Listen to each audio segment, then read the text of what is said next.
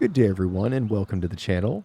If you have a story that you would like me to bring to life for you, check the description below for my email and send it over. I hope you enjoy the story.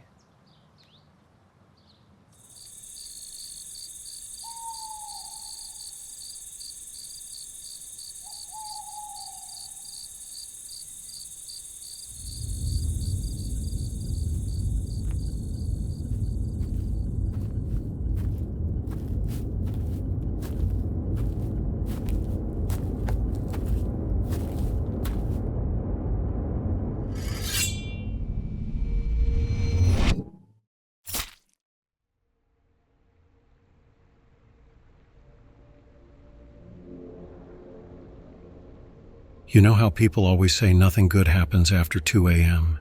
Well, I found out firsthand why they might be onto something. It was around 3 a.m. when my wife and I were driving to our family cottage. Out of nowhere, a police car appeared behind us on the highway, lights flashing and sirens blaring. Startled, my wife pulled over to the side of the single-lane road. The cop car sped past, shaking our vehicle with its airstream. We sat there for a moment, catching our breath. It was weird to see any vehicle this late on Highway 7.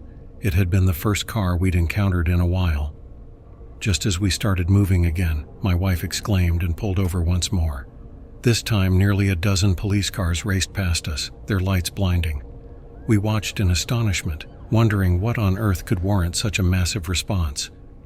By the time we reached the cottage, we were exhausted. Our family cabin, more of a dilapidated shack really, sits at the end of an isolated peninsula on a small lake. We pulled into the driveway, which was little more than a pair of tire tracks in the grass. I stepped out of the car, swatting mosquitoes as I turned on my phone's flashlight app. The lake was eerily still, the only sounds being crickets, bullfrogs, and the occasional distant coyote howl. I climbed the rickety wooden stairs to the front door, wrestling with the key to unlock it. As I stepped inside, cobwebs brushed against my face, and I felt something crawling on my neck. I shuddered and brushed it away. In the darkness of the cabin, I heard a noise. At first, I dismissed it as mice, but then I realized it sounded larger. I called out, my voice shaky. No response. I called out again, feeling an unsettling presence. Suddenly, an arm wrapped tightly around my neck, choking me.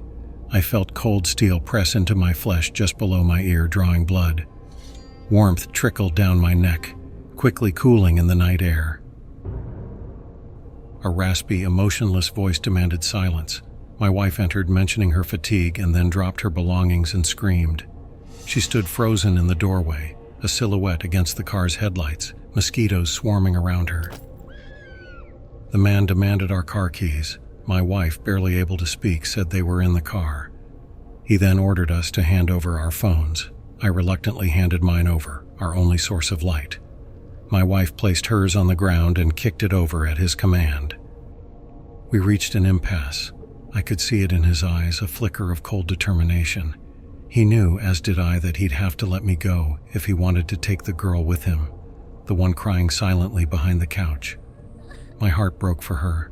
The sorrow was almost too much to bear. Just a minute in this man's presence felt like an eternity, and I couldn't imagine what horrors he had in store for her.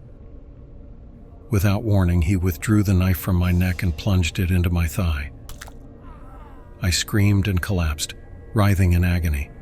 The pain was so intense I struggled to breathe, nearly losing consciousness. The man underestimated my wife.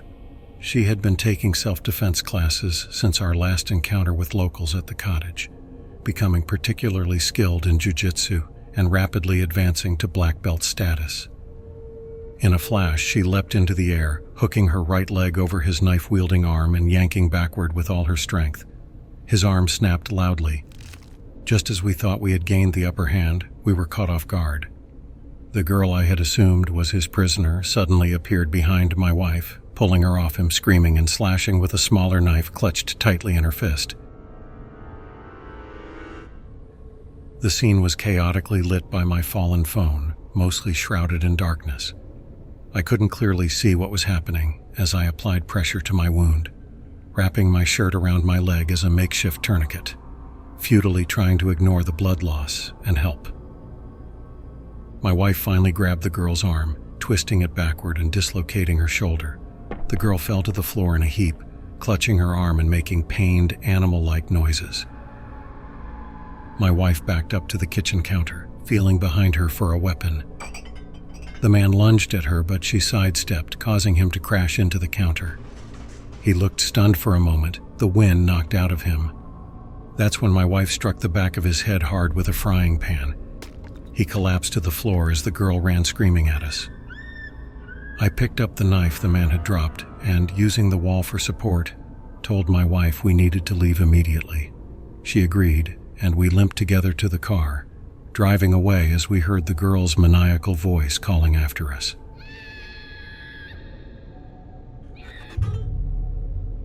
The next day, we read in the paper that the man was a cannibalistic serial killer, and the girl was his brainwashed, underage accomplice. Authorities had found human remains of multiple victims buried in their backyard and had initiated a manhunt after they disappeared, explaining all the police cars we had passed on the highway. The worst part is knowing they're not dead and haven't been caught. We called the police, but the pair managed to escape before they arrived. Both are trained hunters and survivalists. We know they can survive in the wild, and our only hope is that the police manage to catch them before they find us. We're especially worried because we know a few things were left in the cabin that could identify us. The fire permit hung in the living room bore my mother's name, though the police say it wasn't there when they checked the cabin. And they haven't been found since. We've installed a new security system and additional locks on the doors, but I don't know if it can prevent the inevitable. It might be time I started taking jiu-jitsu classes with my wife.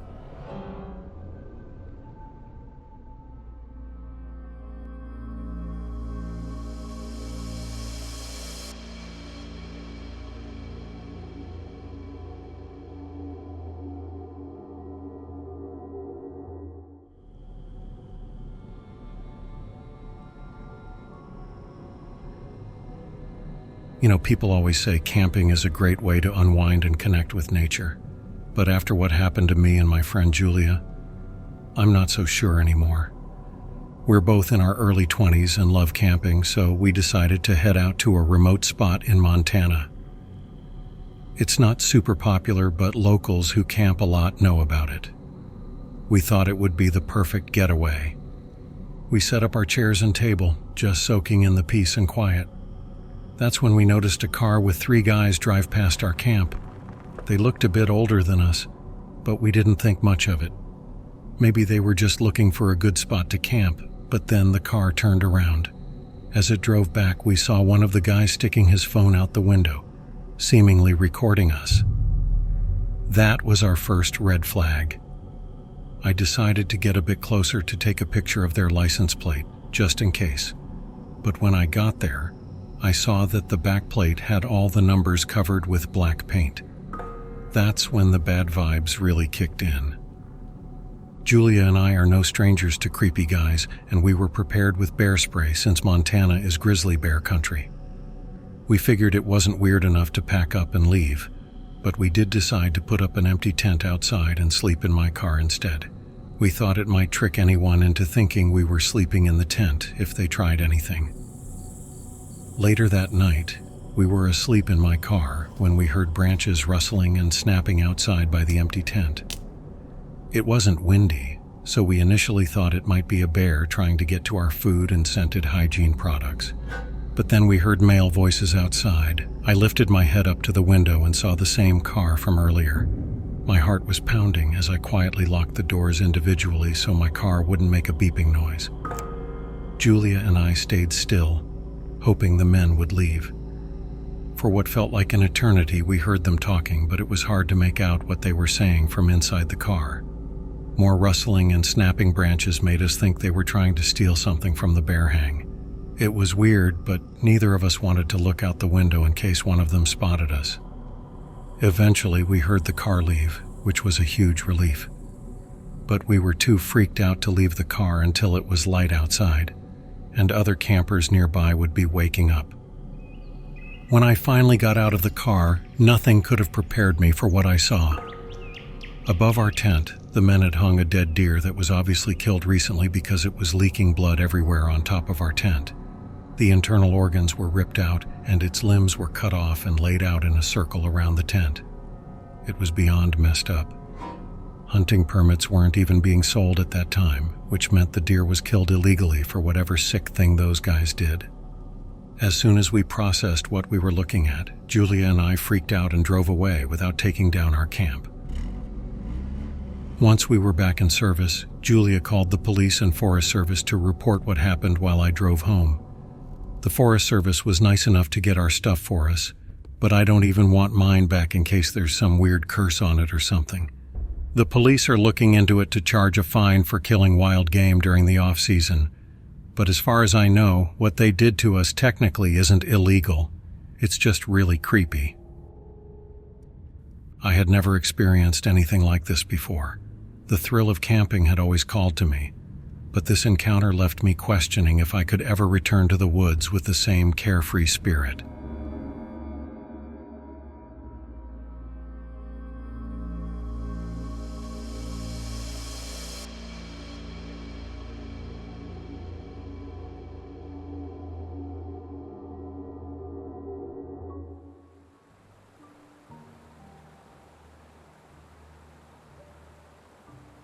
You know how people always say nothing good happens after midnight? Well, let me tell you about the night I found out why. Back in 2011, my friends and I had this awesome tradition of camping every May long weekend. We always headed to this perfect spot right on the edge of a big lake, nestled on government land. The lake had a dam, so around that time of year the water levels were usually low or even completely empty, making it possible to walk across it. It was a pretty chill place where you could camp as long as you didn't cause trouble or leave a mess. The campsites were spaced out just enough for privacy, but close enough to meet other campers. That year, our spot was on a small hill with one campsite below us and another above. The first night went off without a hitch, but on the second day, new neighbors moved into the site below us. We didn't think much of it and kept drinking and having a good time. By midnight, though, things took a turn. The folks below us were out of control, yelling, screaming, and blasting music. Our friend Ben decided to go down and ask them to turn it down. He came back with a bruised face and told us he was pretty sure they were on drugs. That definitely killed the vibe, and we all felt on edge. I was exhausted, so I decided to hit the sack. Some friends stayed up, including Ben and a couple named Lily and Derek who were visiting another campsite we had befriended. I don't know what time it was when I was jolted awake by screaming and yelling outside my tent. I rushed out to find our campsite in chaos. One friend was clutching their chest. People were running around, and someone was shouting to call 911. I quickly pieced together what had happened. Apparently, not long after I went to bed, the people from the site below decided they weren't done with Ben. On their way up, they ran into Lily and Derek. Now Derek and Ben are about the same height and have similar hair, so these guys mistook Derek for Ben and smashed both him and Lily over the head with glass bottles. Then they showed up at our campsite. Everyone was sitting around the fire when 2 or 3 huge guys emerged from the darkness, one holding a paring knife and the other a butcher's knife. Ben saw the knives and got up to confront them, but barely got a word out before one of them stabbed him in the chest. At the same time, some people from the campsite above saw what was happening and rushed down to help.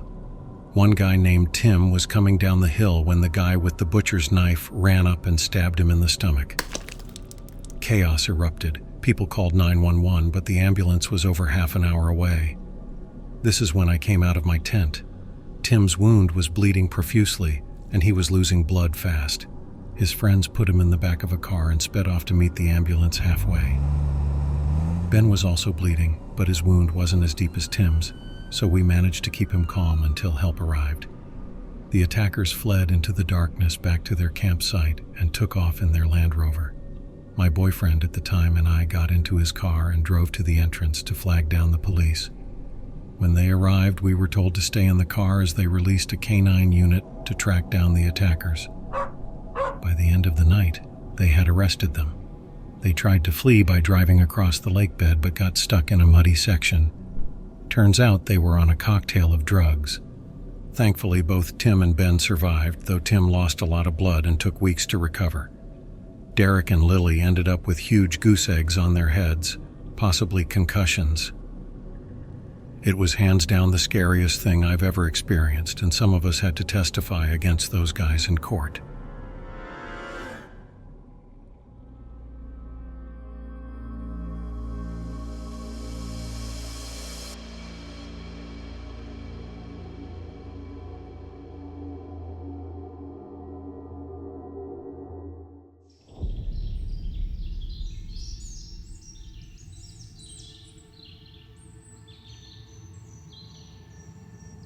This happened 2 years ago, on August 11th, 2018. Since the anniversary just passed, I figured it was time to finally share the story. My fiancé and I were on the second night of a 2-night camping trip at a popular campground about half an hour from where we live. For some context, my fiancé is black, and we live in a predominantly white, conservative, and unfortunately racist area. This detail becomes crucial later.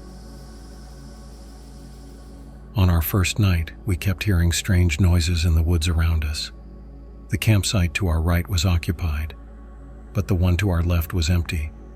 The campsites were spaced about 150 yards apart, and we had camped in this exact spot the year before. We knew the area and the types of animals that lived there. That first night, we heard shuffling around our tent, something large moving about. We brushed it off as a deer and went about our night. The next day, August 11th, we spent at the battlefields in a nearby town with my family. My fiancé had invited them as a surprise for me while he proposed. We stayed with my family until about 6 p.m. before heading back to our campsite. When we returned, something felt off. Someone had clearly been in our tent. Blankets were thrown around, clothes were on the floor, and my backpack had been rummaged through. I was even missing some underwear. But being the naive 19-year-olds we were, we figured whoever had broken in was gone and wouldn't come back since they hadn't taken anything valuable. We set up a campfire and spent the evening roasting hot dogs and s'mores, smoking cigarettes, and celebrating our engagement. Around 9:30 p.m., we put out the fire and decided to head into the tent for the night to celebrate a bit more. Nothing too loud or obnoxious. Right after we finished, we started hearing those noises again. This time, we focused in. We heard clear footsteps, and at one point, a man whispering. Our eyes widened in realization someone was definitely walking around outside our tent. We stayed completely still and silent, just listening. Then we heard it again, whispering. There were 2 men out there. We needed to get out of there. My fiancé suggested we go to the bathroom up the hill from our site.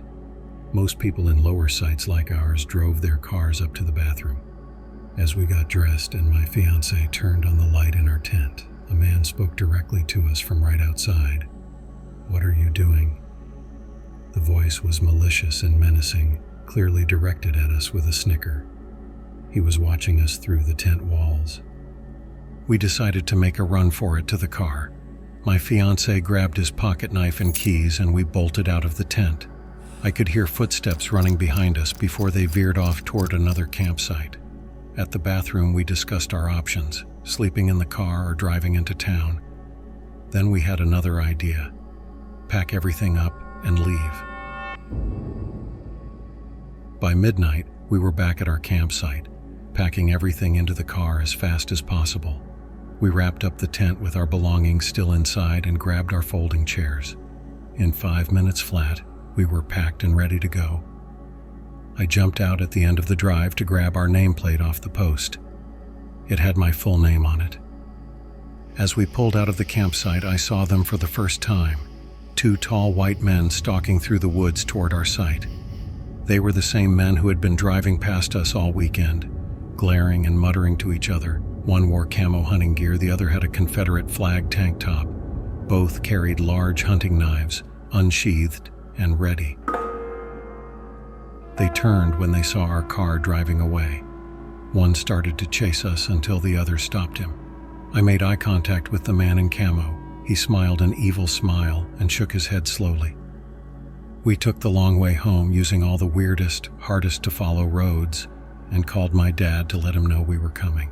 When we got home and told him everything, he shrugged it off as paranoia. So I never told anyone else until now. I'm convinced this was going to be a racially motivated attack. The campground wasn't heavily populated, and my fiancé was the only non-white person there. It was no accident that these men targeted us, the interracial couple. I still get chills thinking about how close we came to being killed or seriously hurt that night, and how lucky we were that our reckless plan worked.